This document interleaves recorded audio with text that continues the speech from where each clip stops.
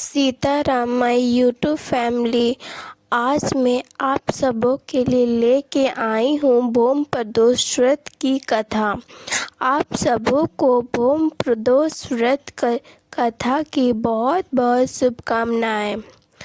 आज मैं आप सबों को बम प्रदोष व्रत या फिर इसी को बोल सकते हैं मंगल प्रदोष व्रत, क्योंकि यह मंगलवार के दिन में पड़ता है। तो चलिए अब जानते हैं इस बारे में। किसी नगर में एक बुढ़िया माई अपने बेटे के साथ रहती थी। बुढ़िया माई हनुमान जी की परम भक्त थी। नियम से हनुमान जी की पूजा पाठ करती और हर मंगलवार हनुमान जी का व्रत रखती थी। मीठा में रोट बनाकर हनुमान जी को सौंपती थी।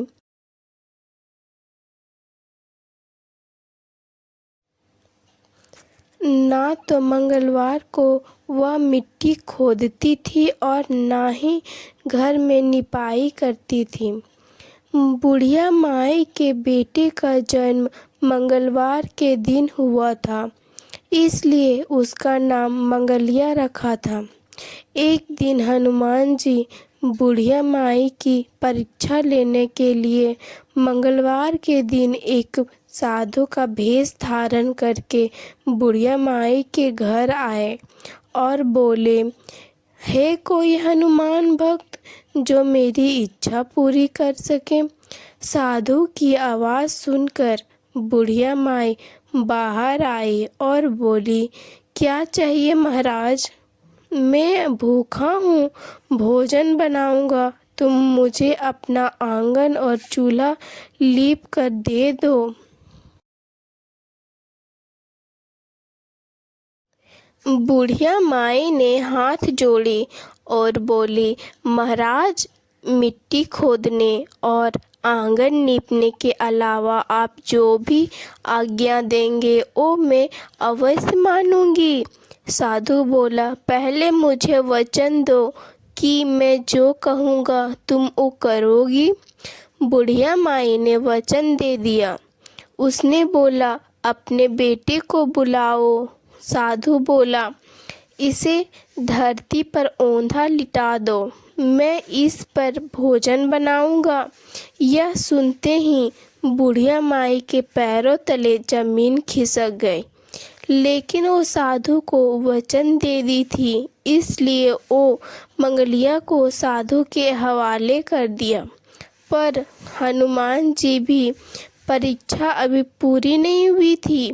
उन्होंने अब बुढ़िया माई से कहा, अब इसके पीठ पर मुझे आग जला कर दो, जिस पर मैं भोजन बनाऊंगा। बुढ़िया माई अत्यंत दुखी हो गई और आग जलाकर रोती हुई अंदर चली गई। भोजन जब बनकर तैयार हो गया तब साधु ने बुढ़िया माई से कहा, अब भोजन बन गया है तो अपने बेटे को बुला लो। तभी वो कही। तब बुढ़िया बोली, महाराज, मेरे दुखी मन को और मत दुखाइए।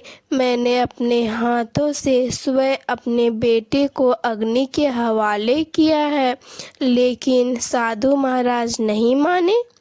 तब बुढ़िया माई ने अपने बेटे को पुकारा। बुढ़िया माई के आवाज़ लगाते ही मंगलिया हंसता हुआ घर के अंदर आ गया और बोला, हाँ माँ। उसने अपने बेटे को देखकर बुढ़िया माई खुश हो गई और उसका खुशी का ठिकाना ना रहा। लेकिन वो हैरान थी कि ऐसा कैसे हो गया। वह अपने पुत्र सहित साधु महाराज के पैरों में गिर पड़ी। हनुमान जी ने उसे अपने रूप में दर्शन दिए और उसे स्वर सुख का आशीर्वाद भी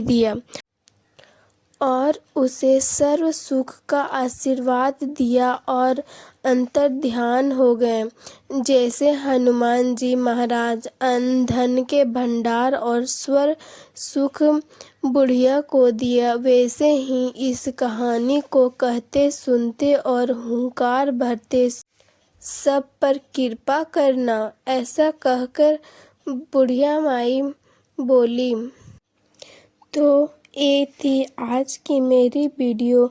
अगर वीडियो थोड़ी सी भी पसंद आई हो तो लाइक करें, शेयर करें और सब्सक्राइब करना ना भूलें, ताकि मेरी वीडियो सबसे पहले आपके तक पहुँचे।